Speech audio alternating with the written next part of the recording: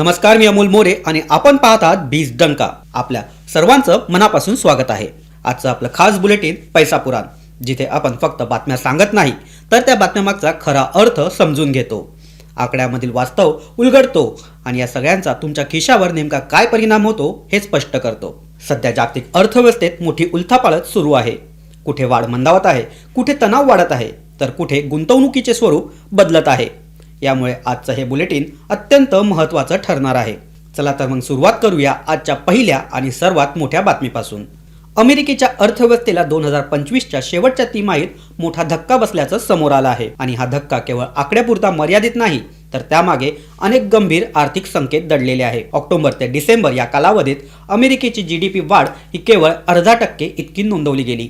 पहिल्या नजरेत हा आकडा छोटा वाटू शकतो, पण जर आपण ट्रेंड पाहिला तर चित्र खूप गंभीर दिसू शकतं. सुरुवातीला या वाढीचा अंदाज 1.4% इतका होता.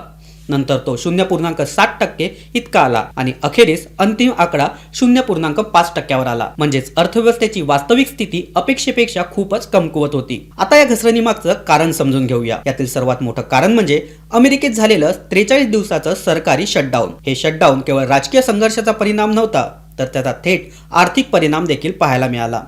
जेव्हा सरकार बंद होतं तेव्हा त्याचा अर्थ असा होतो की सरकारी खर्च थांबतो किंवा मोठ्या प्रमाणात कमी होतो. अमेरिकेसारख्या मोठ्या देशात अर्थव्यवस्थेचा सरकारी खर्च हा GDPचा एक महत्त्वाचा घटक आहे. या कालावधीत सरकारी खर्चात सुमारे 16.6%ची घट झाली. आता हा आकडा किती महत्त्वाचा आहे हे समजून घेऊया. या एका घटकामुळे GDP वाढीत सुमारे 1.16% पॉईंट्सची घट झाली. म्हणजेच जर हा शटडाऊन झाला नसता तर अमेरिकेची वाढ 0.5%पेक्षा खूप जास्त असू शकली असती. पण केवळ सरकारी खर्च कमी झाला असं नाही, तर ग्राहकांचं वर्तन देखील बदललं आहे. अमेरिकन अर्थव्यवस्थेचा सर्वात मोठा आधार म्हणजे ग्राहक खर्च. साधारणपणे अमेरिकेच्या GDP मधील 60 ते 70% हिस्सा हा ग्राहक खर्चाचा असतो. मात्र या तिमाहीत ग्राहक खर्चाची वाढ हे केवळ 1.9%वर आली आहे. ही खूप मोठी घसरण आहे. विशेषतः वस्तू खरेदीच्या बाबतीत परिस्थिती अधिक गंभीर दिसते. या विभागात वाढ ही 0.3% इतकी राहिली आहे, जी या आधीच्या 3%च्या तुलनेत खूपच कमी आहे. याचा अर्थ काय? लोक खर्च करण्यास घाबरत आहे, ते बचत वाढवत आहे किंवा खर्च पुढे ढकलत आहे. आणि जेव्हा लोक खर्च कमी करतात तेव्हा व्यवसायांचे उत्पन्न कमी होते, उत्पादन खर्च कमी होतो आणि शेवटी अर्थव्यवस्था ही मंदावते. याशिवाय गुंतवणुकीत वेग मंदावलेला दिसत आहे. व्यावसायिक गुंतवणुकीत सुमारे 2.4%ची वाढ ही झाली असली तरी ती फारशी समाधानकारक नाही, कारण सध्याच्या परिस्थितीत कंपन्या नवीन प्रकल्प सुरू करण्यास किंवा विस्तार करण्यास कचरत आहे. यामागे एक मोठं कारण म्हणजे अनिश्चितता. जेव्हा धोरणात्मक स्पष्टता नसते, व्याजदरांबाबत संभ्रम असतो आणि जागतिक तणाव वाढतो, तेव्हा कंपन्या वेट अँड वॉच हे धोरण स्वीकारतात. आता आपण जर मागील तिमाहीशी तुलना केली तर ही घसरण अधिक स्पष्ट होते. दुसऱ्या तिमाहीत अमेरिकेची वाढ 3.8% इतकी होती. तिसऱ्या तिमाहीत ती 4.4% इतकी पोहोचली.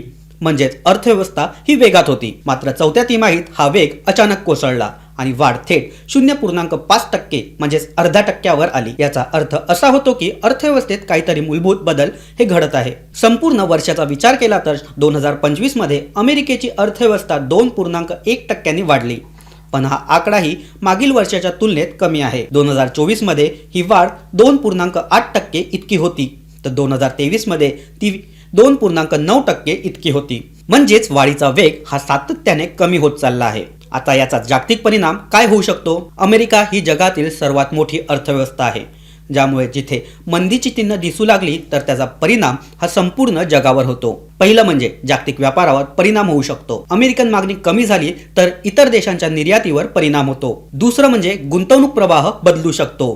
गुंतवणूकदार सुरक्षित पर्यायाकडे वळू शकतात, जसं की सोनं. तिसरं म्हणजे शेअर बाजारामध्ये अस्थिरता वाढू शकते. चौथं म्हणजे व्याजदर धोरणात बदल होऊ शकते. जर अर्थव्यवस्था मंदावली तर अमेरिकन फेडरल रिझर्व्ह व्याजदर कमी करण्याचा विचार करू शकतो. आणि पाचवं म्हणजे उद्योन्मुख अर्थव्यवस्थावर जसं की भारत यावर देखील अप्रत्यक्ष परिणाम हा होऊ शकतो. एकूणच अमेरिकेच्या अर्थव्यवस्थेतील ही घसरण ही फक्त एक आकडा नाही, तर ती एक मोठा इशारा आहे. सरकारी शटडाऊन, कमी झालेला ग्राहक खर्च, मंदावलेली गुंतवणूक आणि वाढती अनिश्चितता या सगळ्या गोष्टी मिळून अर्थव्यवस्थेवर दबाव आणत आहे. आणि हीच परिस्थिती पुढे कायम राहिली तर जागतिक स्तरावर मोठे आर्थिक बदल पाहायला मिळू शकतात. तर एका बाजूला अमेरिकेची अर्थव्यवस्था मंदावत आहे, तर दुसऱ्या बाजूला जगभरातील देश सुरक्षित गुंतवणुकीकडे वळताना दिसत आहे. याच पार्श्वभूमीवर पुढची महत्त्वाची बातमी पाहूया. जागतिक आर्थिक अस्थिरतेच्या पार्श्वभूमीवर अनेक देशांच्या केंद्रीय बँकांनी मोठ्या प्रमाणावर सोन्याची खरेदी ही केली आहे. पोलंड, उझबेकिस्तान आणि चीन यासारख्या देशांनी अलीकडच्या काळात सोन्याचा साठा हा वाढवण्यावर भर दिला आहे. यामागे अनेक कारणं आहेत. सर्वात महत्त्वाचं कारण म्हणजे वाढती भूराजकीय अस्थिरता. जगभरात वाढलेल्या तणावामुळे केंद्रीय बँका सुरक्षित गुंतवणुकीकडे वळत आहे आणि सोन्याला पारंपरिक सेफ हेवन मानलं जातं. एका सर्वेक्षणानुसार सुमारे 70% केंद्रीय बँकांनी भूराजकीय धोके ही सर्वात मोठी चिंता वाटत असल्याचं स्पष्ट केलं आहे. दुसरं महत्त्वाचं कारण म्हणजे डॉलरवरील अवलंबित्व कमी करण्याची गरज. अनेक देश आता अमेरिकन डॉलरवर पूर्णपणे अवलंबून राहण्याऐवजी पर्याय शोधत आहे आणि सोनं हा त्यासाठी सर्वात सुरक्षित पर्याय मानला जातो. तिसरं कारण म्हणजे किमतीतील चढ उतार.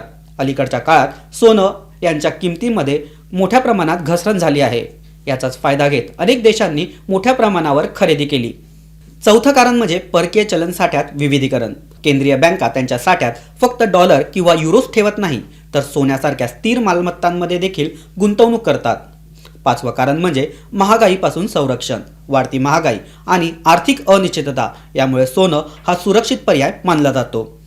अलीकडच्या काळात पोलंड हा सर्वात आक्रमक खरेदी करणारा देश ठरला आहे. 2025 मध्ये पोलंडच्या केंद्रीय बँकेने मोठ्या प्रमाणात सोन्याची खरेदी करत आपला साठा हा सुमारे 550 टनापर्यंत नेला आहे. हा साठा त्यांच्या एकूण परकीय चलन साठ्याच्या जवळपास 28% इतका आहे. उझबेकिस्तान देखील सातत्याने सोने खरेदी करत आहे. 2026च्या सुरुवातीपर्यंत त्यांच्या साठ्यात वाढ होऊन तो सुमारे 400 टनापर्यंत पोहोचला आहे. विशेष म्हणजे त्यांच्या एकूण परकीय चलन साठ्यापैकी तब्बल 85% हिस्सा हा सोन्याचा आहे, जे खूप मोठं प्रमाण मानलं जातं.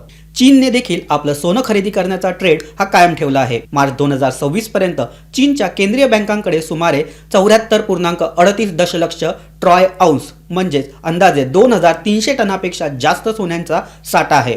याशिवाय भारताकडे मोठा सोन्याचा साठा आहे. भारतीय रिझर्व्ह बँकेकडे सुमारे 820 ते 880 टन सोनं आहे, जे गेल्या काही वर्षात सातत्याने वाढत आहे.